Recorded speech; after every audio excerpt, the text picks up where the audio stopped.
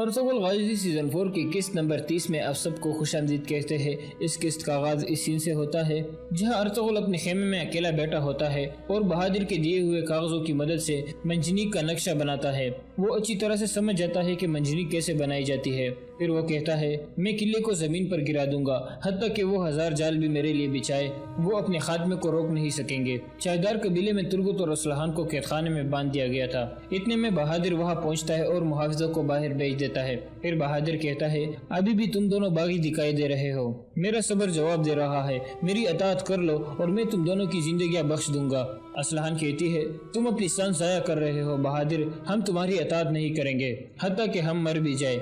बहादुर कहता है, तो फिर तुम अपनी ही मौत के फरमान पर दस्तखत करोगे असलहान खातून। तुर्गुत कहता है, क्या तुम सोच रहे हो कि अर्तुगरुल साहब हमारा इंतकाम नहीं लेंगे या सुल्तान तुमसे हिसाब नहीं लेंगे जब उन्हें ये सब कुछ पता चलेगा? ये तुम हो जो अपने मौत के फरमान पर दस्तखत करोगे। बहादुर कहता है, मैंने कभी अपनी रियासत और अपने हाकिम आला के खिलाफ बगावत नहीं की। अर्तुगरुल साहब ने कहा कि मैं जंग पर जा रहा हूँ और मैंने ये कबूल किया। मैंने खुद मंजनीकें भी बनाई। अर्तुगरुल मंजनीकों को आरिस के सिपाहियों से नहीं बचा सका और मैंने अपना हक ले लिया।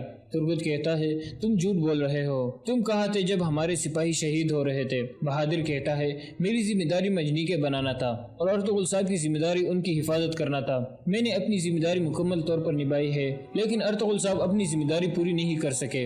असलहान कहती है, तुम झूठ बोल रहे हो, तुम जंग का फायदा उठाते हुए कबीले में घुस आए।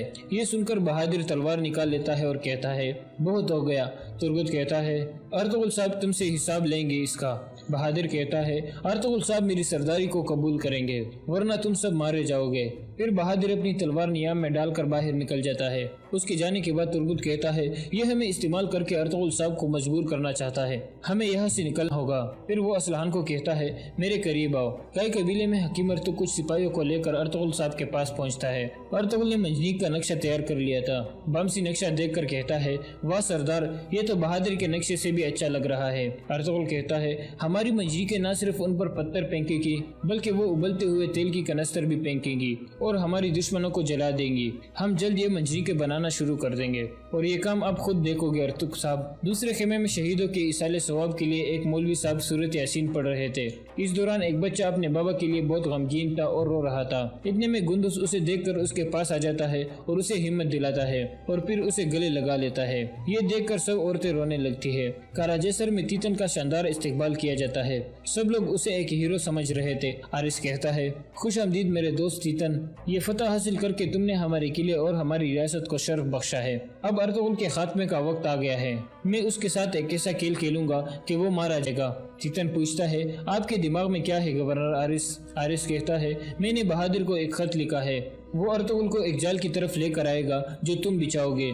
इतने में सिपाही नक्शे वाला मेज उठाकर अंदर ले आते हैं। आरिस और उसके कमांडर उसके आसपास खड़े हो जाते हैं। दूसरी तरफ बहादुर आरिस की तरफ से आने वाला खत पढ़ने लगता है। खत पढ़ने के बाद वो मुस्कुराते हुए कहता है, गवर्नर आरिस हमें अर्तुगरुल से छुटकारा दिलाएगा। उसने कहा है कि मैं अर्तुगरुल को अपने कबीले में दावत दूं और उसे अताअत करने को कहो। जब अर्तुगरुल यहाँ आ रहा होगा तो रास्ते में आरिस उसके लिए जाल बिछाएगा, फिर अर्तुगरुल कभी यहाँ नहीं पहुँच पाएगा। काराजेसर में आरिस कहता है, अर्तुगरुल कभी भी बहादुर को माफ नहीं करेगा, वो किसी न किसी तरीके से उसे कत्ल करने की कोशिश करेगा, लेकिन हमारे लिए जरूरी ये है कि अर्तुगरुल चायदार कबीले की तरफ जाए और रास्ते में तीतन उसके लिए जाल बिछाएगा। फिर आरिस तीतन को कहता है, तुम अपने साथ बेहतरीन सिपाहियों का एक ग्रुप लेकर जाना तीतन। तीतन कहता है, क्या ये बहुत ज्यादा नहीं हो जाएगा? आरिस कहता है, अर्तुगरुल आसान हदफ नहीं है तीतन, मैं पहले भी उसे देख चुका हूँ, इस दफा मैं उसे कोई मौका नहीं देना चाहता। तुम अब अर्तुगरुल के मामले को खत्म कर दो। चायदार कबीले में तुर्गुत असलहान की रस्सी खोलने में मसरूफ था। इतने में उन्हें लगता है कि कोई आ रहा है तो वो दोनों पहले की तरफ बैठ जाते हैं। फिर बहादुर का खास सिपाही काया तेकन अंदर दाखिल होता है और बारी बारी दोनों की रस्सियां चेक करता है। फिर वो तुर्गुत को कहता है, तुम अपने कबीले में शेरों की तरह थे, देखो अब यहाँ तुम भेड़ बन गए हो। तुर्गुत कहता है, जब मैं तुम्हारे सरदार का सर उतार कर कबीले के सामने लटकाऊंगा तो फिर तुम्हें पता चलेगा कि मैं भेड़ हूँ या शेर हूँ। ये सुनकर काया तेकन हंसने लगता है और फिर बाहर निकल जाता है। اس کے جانے کے بعد ترغت دوبارہ اسلحان کی رسی کھولنے لگتا ہے۔ مرکزی خیمے میں بہادر اپنی سپاہی کو اندر بلا کر کہتا ہے اب تم کائی قبیلے جاؤ اور ارطغرل کو پیغام دو کہ میں جرگے کے آدمی کی منظوری سے شہردار قبیلے کا سردار بن گیا ہوں اور کل میں اسے یہاں آنے کی دعوت دیتا ہوں۔ یہ سن کر سپاہی روانہ ہو جاتا ہے۔ اس کے بعد رات کا وقت ہو جاتا ہے۔ کئی قبیلے میں ارطغرل بامسی سے پوچھتا ہے ترغت کے بارے میں کوئی خبر آئی ہے؟ بامسی کہتا ہے نہیں سردار۔ یہ سن کر ارطغرل کچھ پریشان ہو جاتا ہے۔ اتنے میں ارطغرل کے خاص سپاہی اجازت لے کر اندر آتے ہیں جو قلعے پر نظر رکھے ہوئے تھے۔ ارطغرل ان سے پوچھتا ہے کیا آپ نے کسی کو قلعے کے اندر اور باہر جاتے ہوئے دیکھا؟ تینوں کہتے ہیں ہم نے ہر وقت نظر رکھی ہوئی تھی سردار، کوئی بھی اندر باہر نہیں گیا۔ ارطغرل کہتا ہے اگر دروازوں سے کوئی بھی باہر نہیں نکلا تو اس کا مطلب ہے کہ کوئی خفیہ راستہ ہے، اسی راستے سے نکل کر انہوں نے حملہ کیا ہوگا، ورنہ ایسے مجنیکوں کے پاس پہنچنا ممکن نہیں تھا۔ پھر ارطغرل بامسی کو ایک ذمہ داری دیتا ہے کہ تم سپاہیوں کو لے کر جاؤ اور وہ خفیہ راستہ تلاش کرو جو قلعے سے باہر نکلتا ہے۔ اگر وہ ہمیں مل گیا تو آرس کے سارے منصوبے خاک میں مل جائیں گے۔ کراجیسر میں آرس ایک خط لکھ رہا تھا، پھر وہ اسے ایک ڈبے میں بند کرنے لگتا ہے۔ اتنے میں ارسز اندر داخل ہوتا ہے۔ آرس کہتا ہے تمہیں کیا چاہیے تاجر نیکو؟ ارسز کہتا ہے میں یہاں ہنلی بازار کے بارے میں بات کرنے آیا ہوں حضور۔ آرس کہتا ہے میں جانتا ہوں نیکو تم قلعے میں بند ہو گئے ہو، تم یہاں تجارت کے لیے آئے تھے، لیکن ارطغرل جنگ چاہتا ہے۔ ارسز کہتا ہے میں جانتا ہوں کہ جیت ہماری ہوگی، اس میں کوئی شک نہیں، اسی لیے میں نکایا جا کر نئے انتظامات کرنا چاہتا ہوں۔ آرس کہتا ہے میں تمہیں یہاں سے جانے نہیں دے سکتا نیکو، مجھے تمہاری ضرورت ہے اور تم قلعے کے سونے کے بھی ذمہ دار ہو۔ ارسز کہتا ہے حضور میں نہیں جانتا جنگ کتنی دیر جاری رہے گی۔ آرس غصے میں کہتا ہے بہت ہو گیا، میں نے کہا ہے کہ مجھے تمہاری ضرورت ہے، کل ارطغرل مارا جائے گا اور اس موقع پر تمہیں میرے ساتھ ہونا چاہیے، پھر تم ہنلی بازار کے سربراہ بن جاؤ گے۔ یہ سن کر ارسز خاموش ہو جاتا ہے۔ پھر آرس ایک قاصد کو بلا کر کہتا ہے خفیہ راستے سے جا کر یہ خط ہمارے شہنشاہ تک پہنچا دو۔ قاصد خط لے کر باہر نکل جاتا ہے۔ چاودار قبیلے میں ترغت اسلحان کی رسی کھولنے میں کامیاب ہو جاتا ہے۔ پھر اسلحان ترغت کی رسی کھولنے لگتی ہے۔ اتنے میں سنجار اندر داخل ہوتا ہے اور کہتا ہے تو تم لوگ بھاگنے کی کوشش کر رہے ہو۔ اتنے میں اسلحان اس پر حملہ کر دیتی ہے۔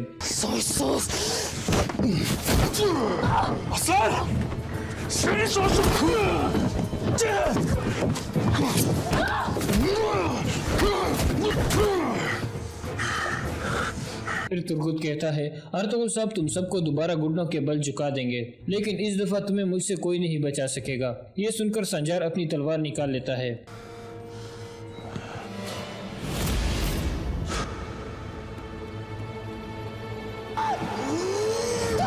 پھر سنجار کہتا ہے میں تمہیں آسان موت نہیں دوں گا ترغت، تمہیں اتنا تڑپاؤں گا کہ تم مجھ سے موت کی بھیک مانگو گے۔ پھر سنجار اپنی سپاہی کو کہتا ہے ان کو زنجیروں کے ساتھ باندھ دو اور ان کی نگرانی کے لیے ایک محافظ بھی کھڑا کر دو۔ یہ کہہ کر سنجار وہاں سے چلا جاتا ہے۔ کراجیسر میں آرس کا قاصد روانہ ہونے کی تیاری کر رہا تھا۔ اتنے میں ارسز اس کے کمرے میں داخل ہو جاتا ہے۔ قاصد کہتا ہے تم یہاں کیا کر رہے ہو تاجر نیکو؟ ارسز کہتا ہے نیکو نہیں ارسز۔ یہ کہہ کر ارسز اسے مار دیتا ہے۔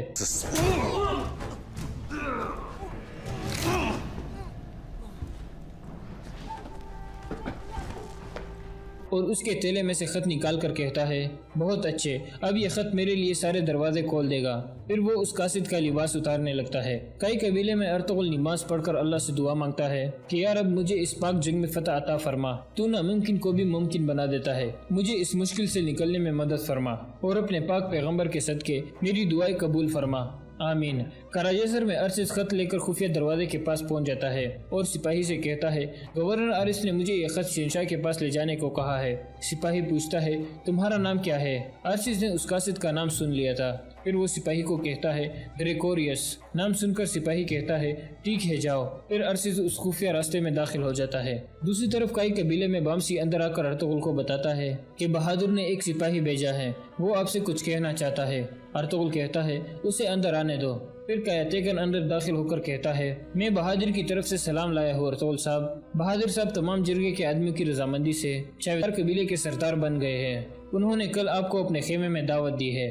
یہ سن کر ارطغرل شدید غصے میں آ جاتا ہے اور کہتا ہے کیا مطلب ہے تمہارا؟ اسلحان خاتون اور ترغت کہا ہے؟ قیاتیکن کہتا ہے جب تک آپ بہادر صاحب سے مل کر کسی معاہدے پر نہیں پہنچ جاتے تب تک ان دونوں کو قید میں رکھا جائے گا۔ ارطغرل کہتا ہے تو اسی وجہ سے وہ جنگ کے میدان سے بھاگا تھا اور وہاں جا کر قبیلے پر قبضہ کر لیا، اس نے ہمارے ساتھ غداری کی اور پھر ہمارے ہی سامنے کھڑا ہو گیا۔ اب جا کر اسے بتاؤ کہ ارطغرل اس کے خیمے میں آئے گا، لیکن کوئی معاہدہ کرنے نہیں بلکہ اس سے حساب لینے آئے گا۔ اور یہاں اس قسط کا اختتام ہو جاتا ہے۔ حضرت خالد بن ولید رضی اللہ تعالیٰ عنہ کی زندگی کے خوبصورت واقعات سیرت خالد بن ولید کی قسط نمبر 81 میں آپ سب کو خوش آمدید کہتے ہیں، جہاں ہم اس جگہ تک پہنچے تھے۔ اے اسلام کے عظیم سالار یونس ابن مرکز نے کہا، یہ اس راستے پر نہیں جا رہے جس راستے پر قلعے آتے ہیں، میں ان قلعوں سے واقف ہوں، بالبل، حمص اور طرابلس۔ یہ قافلہ انطاکیہ جا رہا ہے، میں جانتا ہوں قافلے کے ساتھ سالار توما ہے، وہ اپنی فوج اور شہریوں کو انطاکیہ لے جا رہا ہے، جہاں اس کا سسر شہنشاہ ہیرکل رہ رہا ہے۔ میں تمام علاقے سے واقف ہوں۔ انطاکیہ تک پہنچنے کے لیے 3 سے بہت زیادہ دن سفر کرنا پڑتا ہے۔ میں آپ کو ایسی طرف سے لے جا سکتا ہوں جو کوئی راستہ نہیں۔ آپ کے گھڑ سوار تیز ہو تو میں چوتھے دن کی صبح تک انہیں قافلے تک پہنچا سکتا ہوں۔ خالد رضی اللہ تعالیٰ عنہ نے یہ سنا تو ان کی آنکھیں چمک اٹھی۔ یہی تو وہ چاہتے تھے۔ ان کا ارادہ یہ تھا کہ مجاہدین کو مال غنیمت ضرور دلائیں گے۔ انہیں دمشق والوں پر غصہ تھا جو دمشق سے اپنا مال و متاع لے کر چلے گئے تھے۔ میں آپ کی رہنمائی کروں گا، یونس ابن مرکز نے کہا۔ میں آپ سے کچھ نہیں لوں گا، مجھے صرف میری بیوی دلا دینا۔ چوتھے دن کی صبح طلوع ہوئی تو توما کا قافلہ انطاکیہ سے ابھی بہت دور تھا۔ توما کو شکست کا افسوس تو تھا ہی، لیکن وہ خوش تھا کہ اس کی چال کامیاب رہی تھی اور وہ دمشق کے لوگوں کو قیمتی اشیاء سمیت اپنے ساتھ لے جا رہا تھا۔ اس روز قافلہ ایک پہاڑی سلسلے میں پڑاؤ کیے ہوئے تھا اور کچھ دیر میں چلنے کو تھا۔ اچانک کسی طرف سے ہزاروں گھڑ سوار آندھی کی طرح آئے اور رومیوں پر ٹوٹ پڑے۔ اس سے ذرا ہی پہلے رومیوں پر ایک اور قہر ٹوٹا تھا۔ یہ بڑی تیز بارش تھی، گٹائیں پٹ پڑی تھی۔ اس رومی قافلے کے لیے کوئی پناہ نہیں تھی۔ یہ بارش آسمانی آفت تھی اور اس آفت میں رومی فوج اور دمشق کے باشندوں پر ایک اور آفت ہزار گھڑ سواروں کی شکل میں ٹوٹی۔ اس وقت تک قافلے والے ادھر ادھر بکھر گئے تھے۔ وہ اپنے سامان کو گھسیٹتے پھر رہے تھے۔ ضربفت کے 300 سے زائد گانٹیں جو بڑے بڑے بنڈلوں کے مانند تھے ہر طرف بکھری پڑی تھی۔ بعض گانٹیں کھل گئی اور کپڑا کھل کر بکھر گیا تھا۔ ضربفت کا کپڑا اتنا زیادہ بکھرا کہ اس جگہ کا نام مرج الدباج یعنی ریشم کا خیابان پڑ گیا۔ یہاں جو معرکہ لڑا گیا اسے تمام مورخوں نے معرکہ مرج الدباج لکھا ہے۔ یہ گھڑ سوار جنہوں نے رومیوں اور دمشق والوں کے قافلے پر حملہ کیا تھا ان کی تعداد 1000 تھی اور یہ خالد رضی اللہ تعالیٰ عنہ کے بھیجے ہوئے سوار تھے۔ اس حملے کی تفصیلات یوں ہے کہ یونس ابن مرکز نے جب خالد رضی اللہ تعالیٰ عنہ کو بتایا کہ وہ انہیں ایک چھوٹے سے راستے سے رومیوں تک پہنچا سکتا ہے تو خالد رضی اللہ تعالیٰ عنہ کو روشنی نظر آئی۔ یونس ابن مرکز خالد رضی اللہ تعالیٰ عنہ کو اس لیے تعاقب اور حملے کے لیے اکسا رہا تھا کہ وہ اپنی بیوی کو پکڑ کر اپنے ساتھ لانا چاہتا تھا، لیکن خالد رضی اللہ تعالیٰ عنہ کچھ اور سوچ رہے تھے۔ انہوں نے اپنی فوج کی مایوسی دیکھی تھی۔ دشمن مال غنیمت اپنے ساتھ لے جا رہا تھا۔ خالد رضی اللہ تعالیٰ عنہ پر پابندی یہ عائد ہو گئی تھی کہ رومیوں کو 3 دنوں کی مہلت دی گئی تھی۔ اس دوران مسلمان ان پر حملہ نہیں کر سکتے تھے۔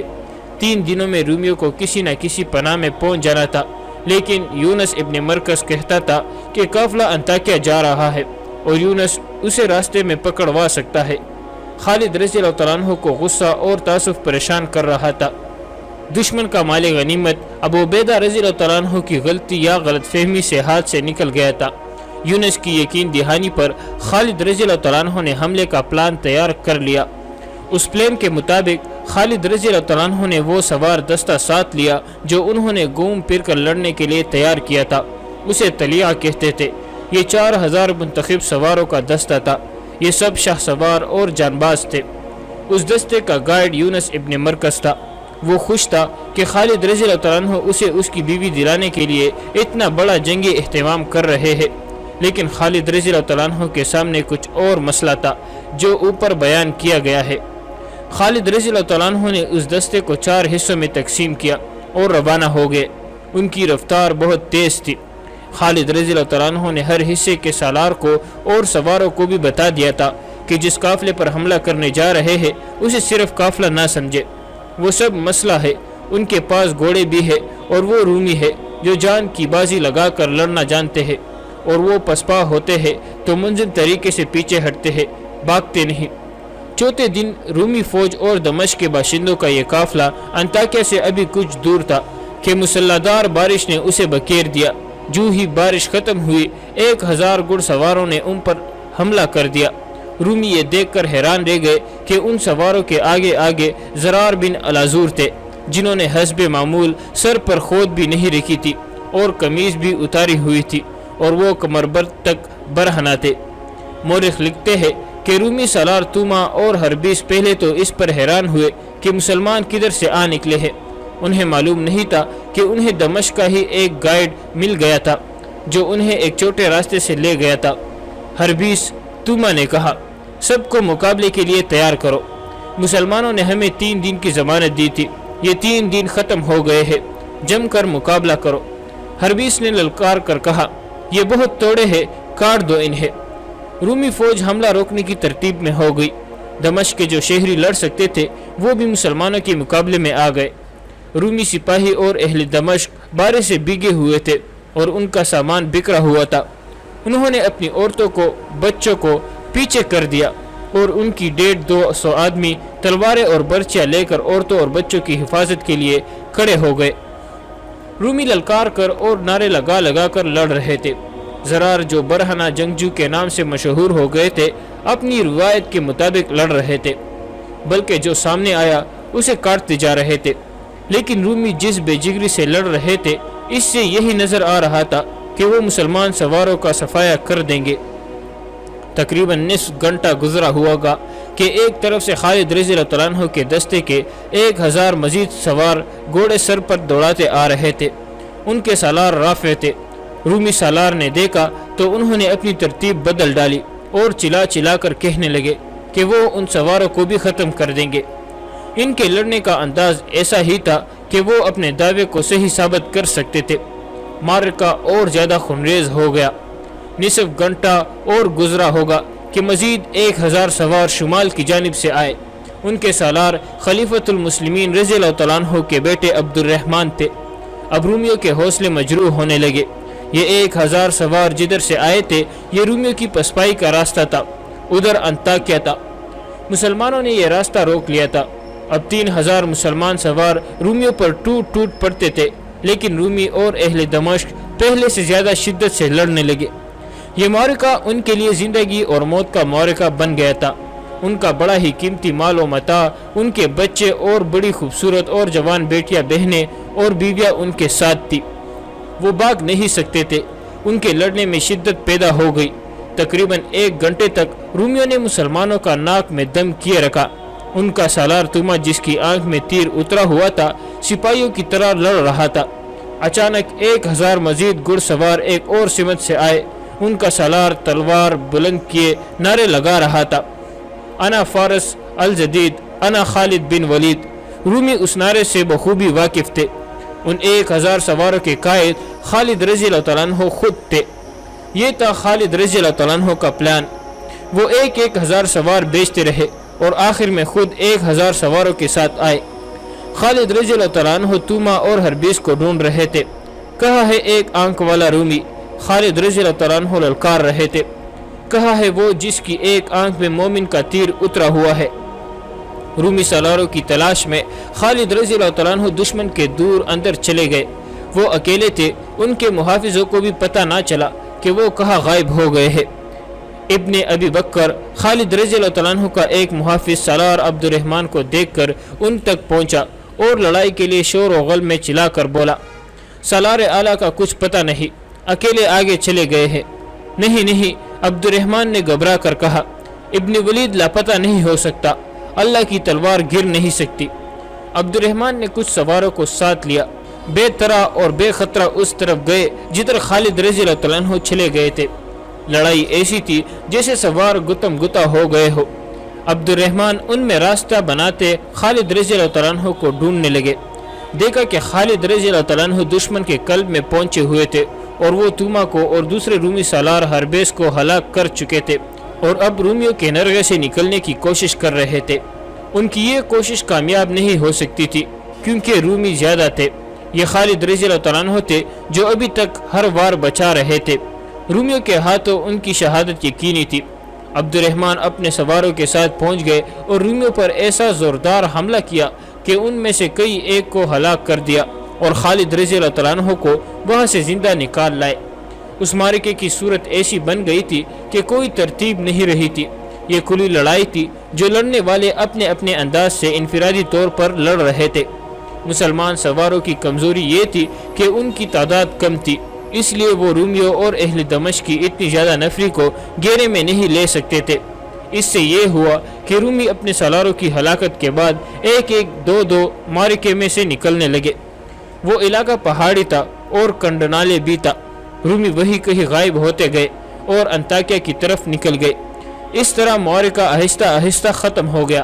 خالد رضی اللہ تعالیٰ عنہ کے حکم سے عورتوں کو گھیرے میں لے لیا گیا۔ کچھ عورتیں بھاگ گئی تھی۔ عورتوں کے ساتھ کئی آدمیوں کو بھی قیدی بنا لیا گیا۔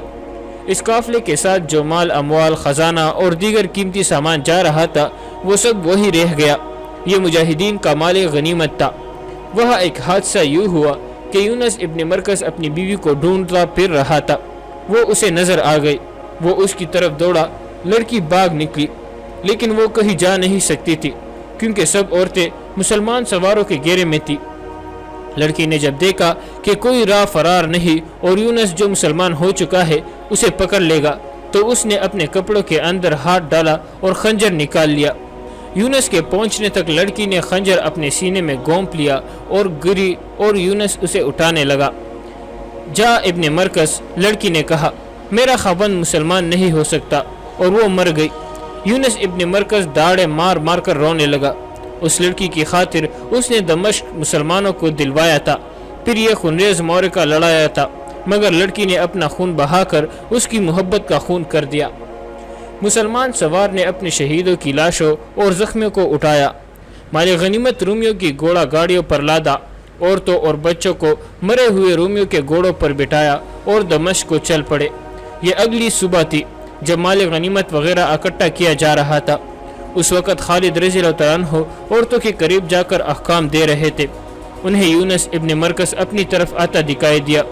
اس سے پوچھا کہ اسے اپنی بیوی ملی ہے یا نہیں۔ مل گئی ہے، یونس نے روتے ہوئے جواب دیا، لیکن زندہ نہیں۔ اس نے اپنے خنجر سے اپنے آپ کو مار دیا ہے۔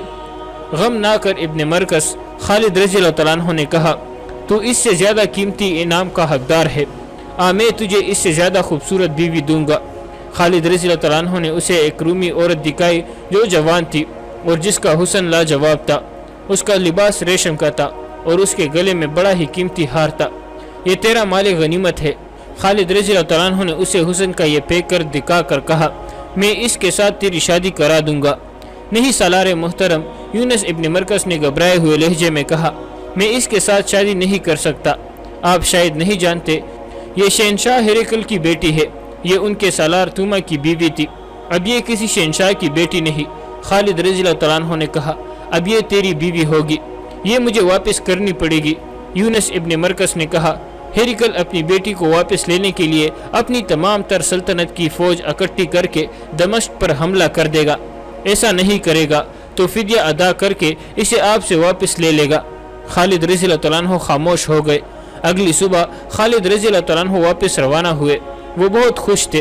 انہوں نے معاہدہ نہیں توڑا تھا اور اپنا مقصد بھی پورا کر لیا تھا۔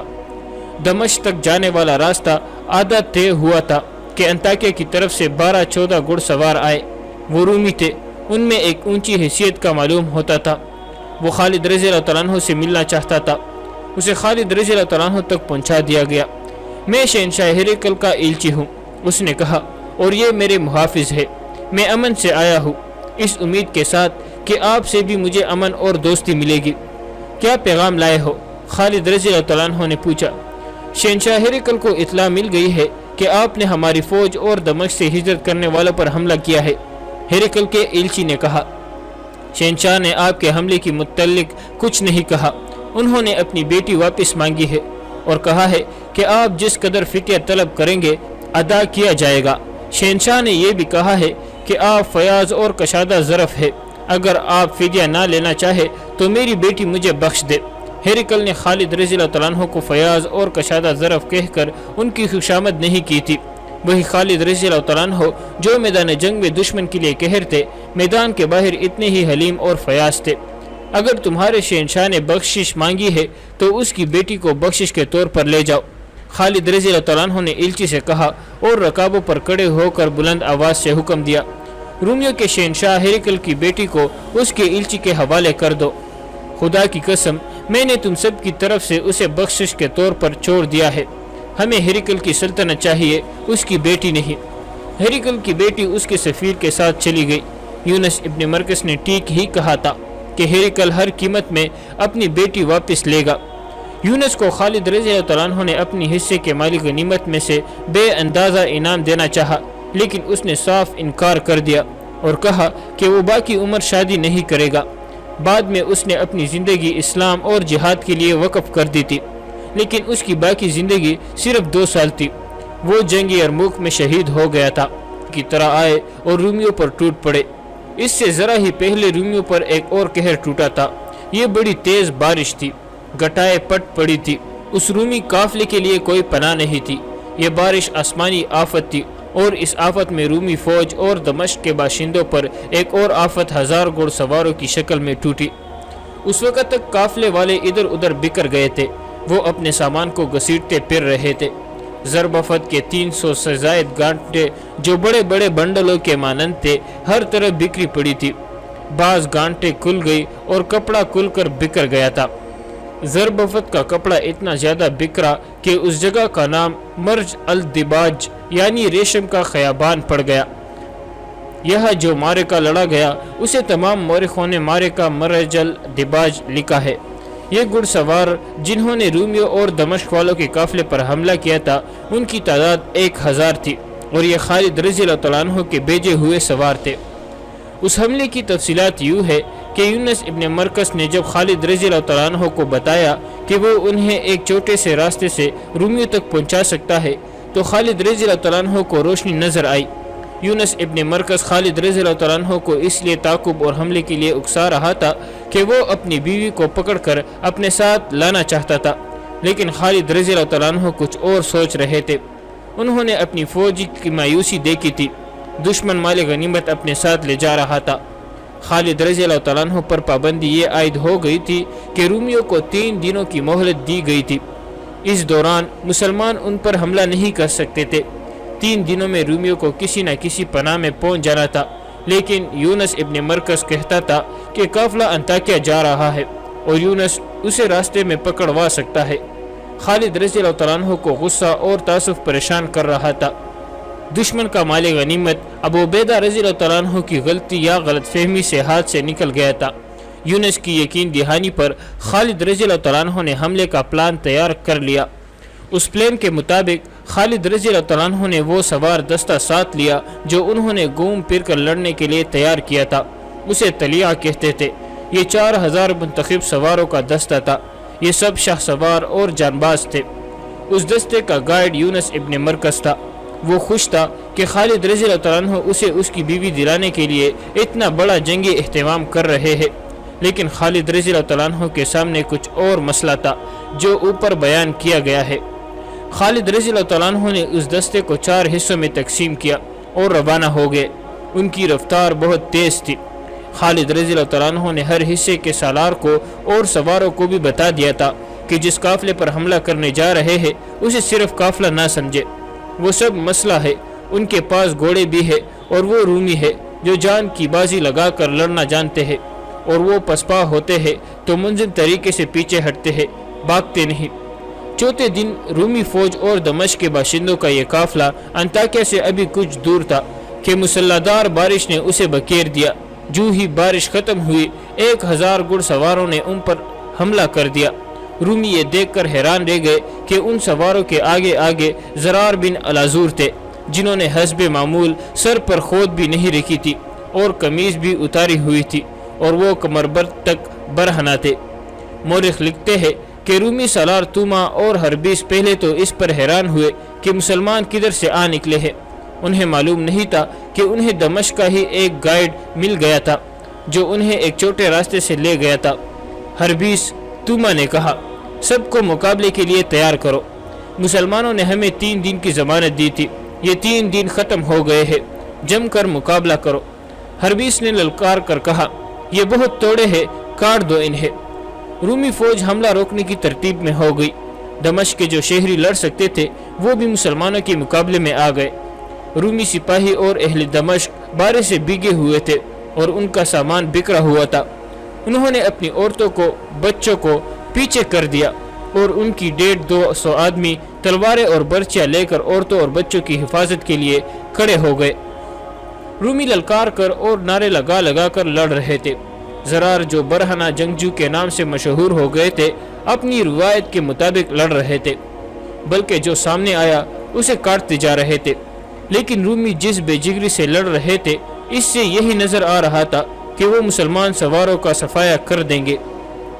تقریباً نصف گھنٹہ گزرا ہوا گا کہ ایک طرف سے خالد رضی اللہ عنہ کے دستے کے 1000 مزید سوار گھوڑے سر پر دوڑاتے آ رہے تھے۔ ان کے سالار رافع تھے۔ رومی سالار نے دیکھا تو انہوں نے اپنی ترتیب بدل ڈالی اور چلا چلا کر کہنے لگے کہ وہ ان سواروں کو بھی ختم کر دیں گے۔ ان کے لڑنے کا انداز ایسا ہی تھا کہ وہ اپنے دعوے کو صحیح ثابت کر سکتے تھے۔ معرکہ اور زیادہ خونریز ہو گیا۔ نصف گھنٹہ اور گزرا ہوگا کہ مزید 1000 سوار شمال کی جانب سے آئے۔ ان کے سالار خلیفۃ المسلمین رضی اللہ عنہ کے بیٹے عبد الرحمن تھے۔ اب رومیوں کے حوصلے مجروح ہونے لگے۔ یہ 1000 سوار جدھر سے آئے تھے یہ رومیوں کی پسپائی کا راستہ تھا، ادھر انطاکیہ تھا۔ مسلمانوں نے یہ راستہ روک لیا تھا۔ اب 3000 مسلمان سوار رومیوں پر ٹوٹ ٹوٹ پڑتے تھے، لیکن رومی اور اہل دمشق پہلے سے زیادہ شدت سے لڑنے لگے۔ یہ معرکہ ان کے لیے زندگی اور موت کا معرکہ بن گیا تھا۔ ان کا بڑا ہی قیمتی مال و متاع، ان کے بچے اور بڑی خوبصورت اور جوان بیٹیاں، بہنیں اور بیویاں ان کے ساتھ تھی۔ وہ بھاگ نہیں سکتے تھے۔ ان کے لڑنے میں شدت پیدا ہو گئی۔ تقریباً 1 گھنٹے تک رومیوں نے مسلمانوں کا ناک میں دم کیے رکھا۔ ان کا سالار توما جس کی آنکھ میں تیر اترا ہوا تھا سپاہیوں کی طرح لڑ رہا تھا۔ اچانک 1000 مزید گھڑ سوار ایک اور سمت سے آئے۔ ان کا سالار تلوار بلند کیے نعرے لگا رہا تھا، انا فارس الجدید، انا خالد بن ولید۔ رومی اس نعرے سے بخوبی واقف تھے۔ ان 1000 سواروں کے قائد خالد رضی اللہ عنہ خود تھے۔ یہ تھا خالد رضی اللہ عنہ کا پلان۔ وہ 1000 سوار بیچتے رہے اور آخر میں خود 1000 سواروں کے ساتھ آئے۔ خالد رضی اللہ عنہ توما اور ہربیس کو ڈھونڈ رہے تھے۔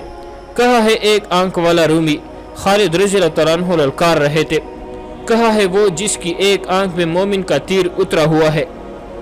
رومی سالاروں کی تلاش میں خالد رضی اللہ عنہ دشمن کے دور اندر چلے گئے۔ وہ اکیلے تھے، ان کے محافظوں کو بھی پتہ نہ چلا کہ وہ کہاں غائب ہو گئے ہیں۔ ابن ابی بکر خالد رضی اللہ عنہ کا ایک محافظ سالار عبد الرحمن کو دیکھ کر ان تک پہنچا اور لڑائی کے لیے شور و غل میں چلا کر بولا، سالار اعلیٰ کا کچھ پتہ نہیں، اکیلے آگے چلے گئے ہیں۔ نہیں، عبد الرحمن نے گھبرا کر کہا، ابن ولید لاپتہ نہیں ہو سکتا، اللہ کی تلوار گر نہیں سکتی۔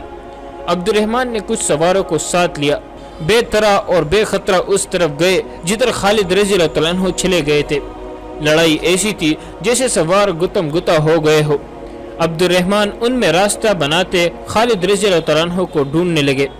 دیکھا کہ خالد رضی اللہ عنہ دشمن کے قلب میں پہنچے ہوئے تھے اور وہ توما کو اور دوسرے رومی سالار ہربیس کو ہلاک کر چکے تھے اور اب رومیوں کے نرغے سے نکلنے کی کوشش کر رہے تھے۔ ان کی یہ کوشش کامیاب نہیں ہو سکتی تھی کیونکہ رومی زیادہ تھے۔ یہ خالد رضی اللہ عنہ تھے جو ابھی تک ہر وار بچا رہے تھے۔ رومیوں کے ہاتھوں ان کی شہادت یقینی تھی۔ عبد الرحمن اپنے سواروں کے ساتھ پہنچ گئے اور رومیوں پر ایسا زوردار حملہ کیا کہ ان میں سے کئی ایک کو ہلاک کر دیا اور خالد رضی اللہ عنہ کو وہاں سے زندہ نکال لائے۔ اس معرکے کی صورت ایسی بن گئی تھی کہ کوئی ترتیب نہیں رہی تھی۔ یہ کھلی لڑائی تھی جو لڑنے والے اپنے اپنے انداز سے انفرادی طور پر لڑ رہے تھے۔ مسلمان سواروں کی کمزوری یہ تھی کہ ان کی تعداد کم تھی، اس لیے وہ رومیوں اور اہل دمشق کی اتنی زیادہ نفری کو گھیرے میں نہیں لے سکتے تھے۔ اس سے یہ ہوا کہ رومی اپنے سالاروں کی ہلاکت کے بعد ایک دو معرکے میں سے نکلنے لگے۔ وہ علاقہ پہاڑی تھا اور کنڈنالے بھی تھا۔ رومی وہی کہیں غائب ہوتے گئے اور انطاکیہ کی طرف نکل گئے۔ اس طرح معرکہ آہستہ آہستہ ختم ہو گیا۔ خالد رضی اللہ عنہ کے حکم سے عورتوں کو گھیرے میں لے لیا گیا۔ کچھ عورتیں بھاگ گئی تھی، عورتوں کے ساتھ کئی آدمیوں کو بھی قیدی بنا لیا گیا۔ اس قافلے کے ساتھ جو مال اموال، خزانہ اور دیگر قیمتی سامان جا رہا تھا وہ سب وہی رہ گیا۔ یہ مجاہدین کا مال غنیمت تھا۔ وہاں ایک حادثہ یوں ہوا کہ یونس ابن مرکز اپنی بیوی کو ڈھونڈتا پھر رہا تھا۔ وہ اسے نظر آ گئی، وہ اس کی طرف دوڑا، لڑکی بھاگ نکلی، لیکن وہ کہیں جا نہیں سکتی تھی کیونکہ سب عورتیں مسلمان سواروں کے گھیرے میں تھی۔ لڑکی نے جب دیکھا کہ کوئی راہ فرار نہیں اور یونس جو مسلمان ہو چکا ہے اسے پکڑ لے گا، تو اس نے اپنے کپڑوں کے اندر ہاتھ ڈالا اور خنجر نکال لیا۔ یونس کے پہنچنے تک لڑکی نے خنجر اپنے سینے میں گونپ لیا اور گری اور یونس اسے اٹھانے لگا۔ جا ابن مرکز، لڑکی نے کہا، میرا خاوند مسلمان نہیں ہو سکتا، اور وہ مر گئی۔ یونس ابن مرکز داڑے مار مار کر رونے لگا۔ اس لڑکی کی خاطر اس نے دمشق مسلمانوں کو دلوایا تھا، پھر یہ خونریز معرکہ لڑایا تھا، مگر لڑکی نے اپنا خون بہا کر اس کی محبت کا خون کر دیا۔ مسلمان سوار نے اپنے شہیدوں کی لاشوں اور زخمیوں کو اٹھایا، مال غنیمت رومیوں کی گھوڑا گاڑیوں پر لادا، عورتوں اور بچوں کو مرے ہوئے رومیوں کے گھوڑوں پر بٹھایا اور دمشق کو چل پڑے۔ یہ اگلی صبح تھی جب مال غنیمت وغیرہ اکٹھا کیا جا رہا تھا۔ اس وقت خالد رضی اللہ تعالیٰ عنہ عورتوں کے قریب جا کر احکام دے رہے تھے۔ انہیں یونس ابن مرکز اپنی طرف آتا دکھائی دیا۔ اس سے پوچھا کہ اسے اپنی بیوی ملی ہے یا نہیں۔ مل گئی ہے، یونس نے روتے ہوئے جواب دیا، لیکن زندہ نہیں، اس نے اپنے خنجر سے اپنے آپ کو مار دیا ہے۔ غم نہ کر ابن مرکز، خالد رضی اللہ تعالیٰ عنہ نے کہا، تو اس سے زیادہ قیمتی انعام کا حقدار ہے، میں تجھے اس سے زیادہ خوبصورت بیوی دوں گا۔ خالد رضی اللہ تعالیٰ عنہ نے اسے ایک رومی عورت دکھائی جو جوان تھی اور جس کا حسن لاجواب تھا۔ اس کا لباس ریشم کا تھا اور اس کے گلے میں بڑا ہی قیمتی ہار تھا۔ یہ تیرا مال غنیمت ہے۔ خالد رضی اللہ تعالیٰ عنہ نے اسے حسن کا یہ پیک کر دکھا کر کہا، میں اس کے ساتھ تیری شادی کرا دوں گا۔ نہیں سالار محترم، یونس ابن مرکز نے گھبرائے ہوئے لہجے میں کہا، میں اس کے ساتھ شادی نہیں کر سکتا۔ آپ شاید نہیں جانتے، یہ شہنشاہ ہرقل کی بیٹی ہے، یہ ان کے سالار توما کی بیوی تھی، اب یہ کسی شہنشاہ کی بیٹی نہیں۔ خالد رضی اللہ تعالیٰ عنہ نے کہا، اب یہ تیری بیوی ہوگی، یہ مجھے واپس کرنی پڑے گی۔ یونس ابن مرکز نے کہا، ہرقل اپنی بیٹی کو واپس لینے کے لیے اپنی تمام تر سلطنت کی فوج اکٹھی کر کے دمشق پر حملہ کر دے گا۔ ایسا نہیں کرے گا تو فدیہ ادا کر کے اسے آپ سے واپس لے لے گا۔ خالد رضی اللہ تعالیٰ عنہ خاموش ہو گئے۔ اگلی صبح خالد رضی اللہ تعالیٰ عنہ واپس روانہ ہوئے۔ وہ بہت خوش تھے، انہوں نے معاہدہ نہیں توڑا تھا اور اپنا مقصد بھی پورا کر لیا تھا۔ دمشق تک جانے والا راستہ آدھا طے ہوا تھا کہ انطاکیہ کی طرف سے 12-14 گھڑ سوار آئے۔ وہ رومی تھے، ان میں ایک اونچی حیثیت کا معلوم ہوتا تھا۔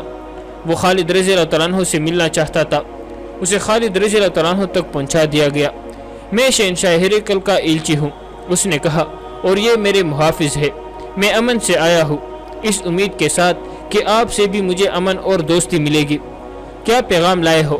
خالد رضی اللہ تعالیٰ عنہ نے پوچھا۔ شہنشاہ ہرقل کو اطلاع مل گئی ہے کہ آپ نے ہماری فوج اور دمشق سے ہجرت کرنے والوں پر حملہ کیا ہے، ہرقل کے ایلچی نے کہا۔ شہنشاہ نے آپ کے حملے کی متعلق کچھ نہیں کہا، انہوں نے اپنی بیٹی واپس مانگی ہے اور کہا ہے کہ آپ جس قدر فدیہ طلب کریں گے ادا کیا جائے گا۔ شہنشاہ نے یہ بھی کہا ہے اور لڑائی کے لیے شور و غل میں چلا کر بولا، سالار اعلیٰ کا کچھ پتہ نہیں، اکیلے آگے چلے گئے ہیں۔ نہیں، عبد الرحمن نے گھبرا کر کہا، ابن ولید لاپتہ نہیں ہو سکتا، اللہ کی تلوار گر نہیں سکتی۔ عبد الرحمن نے کچھ سواروں کو ساتھ لیا، بے طرح اور بے خطرہ اس طرف گئے جدھر خالد رضی اللہ تعالیٰ عنہ چلے گئے تھے۔ لڑائی ایسی تھی جیسے سوار گتم گتا ہو گئے ہو۔ عبد الرحمن ان میں راستہ بناتے خالد رضی اللہ تعالیٰ عنہ کو ڈھونڈنے لگے۔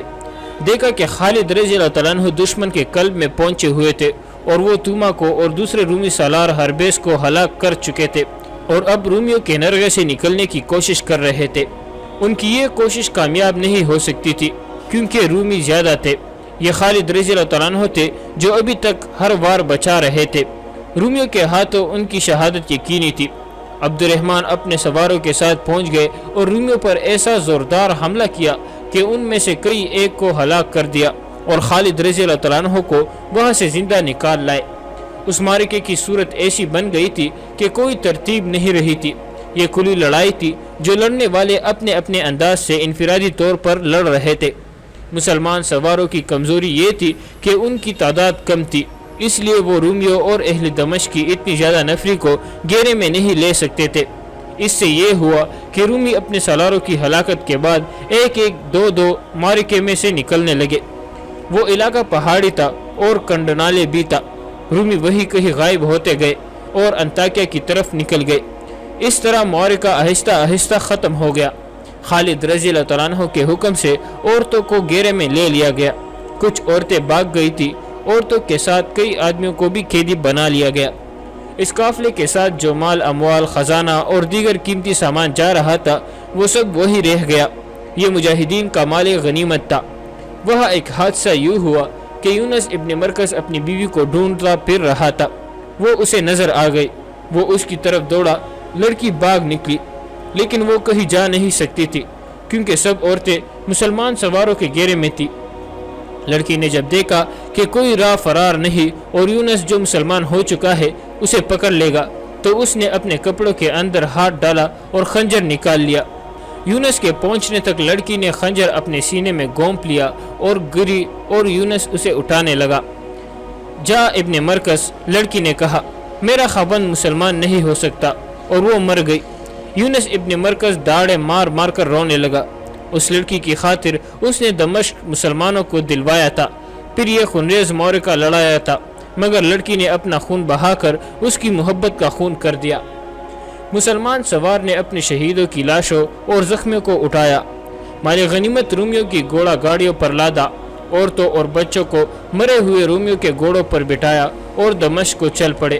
یہ اگلی صبح تھی جب مال غنیمت وغیرہ اکٹھا کیا جا رہا تھا۔ اس وقت خالد رضی اللہ عنہ عورتوں کے قریب جا کر احکام دے رہے تھے۔ انہیں یونس ابن مرکز اپنی طرف آتا دکھائی دیا۔ اس سے پوچھا کہ اسے اپنی بیوی ملی ہے یا نہیں۔ مل گئی ہے، یونس نے روتے ہوئے جواب دیا، لیکن زندہ نہیں۔ اس نے اپنے خنجر سے اپنے آپ کو مار دیا ہے۔ غم نہ کر ابن مرکز، خالد رضی اللہ عنہ نے کہا، تو اس سے زیادہ قیمتی انعام کا حقدار ہے۔ میں تجھے اس سے زیادہ خوبصورت بیوی دوں گا۔ خالد رضی اللہ عنہ نے اسے ایک رومی عورت دکھائی جو جوان تھی اور جس کا حسن لاجواب تھا۔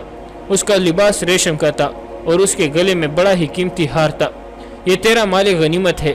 خالد رضی اللہ عنہ نے اسے حسن کا یہ پیک کر دکھا کر کہا، میں اس کے ساتھ تیری شادی کرا دوں گا۔